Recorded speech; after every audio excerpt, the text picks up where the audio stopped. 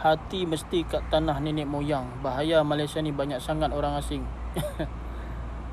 Tak adalah bahaya. Dia macam ni tau.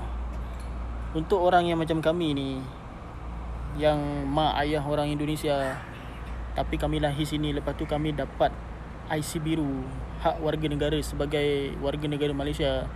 Justru kami tak nak ada perbalahan antara dua negara ni. Malaysia pun kami sayang, Indonesia pun kami sayang. Kami nak justru dua negara ni, Malaysia dan Indonesia, senantiasa rukun, aman, damai dan tenteram. Lepas tu saling bekerjasama, menjalin hubungan baik. Itu yang kami nak.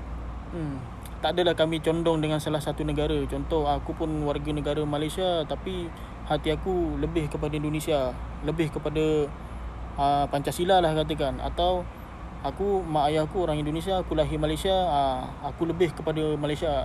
Dia tak ada macam tu.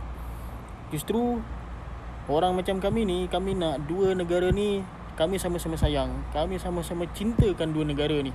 Dan kami berharap mudah-mudahan dua negara ni senantiasa damai. Tak ada gaduh-gaduh. Kalau setakat gaduh-gaduh kecil tu biasalah.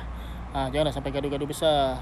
Justru kami berharap dua negara ni senantiasa berhubungan baik. Lepas tu senantiasa saling support. Macam itulah. Itulah yang kami nak. Jenis yang macam kami ni, kami tak ada nak kecam salah satu negara. Tak ada.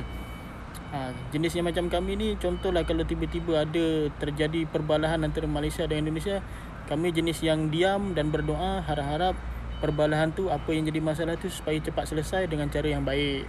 Macam tu je. So jangan risau. Tak bahayalah.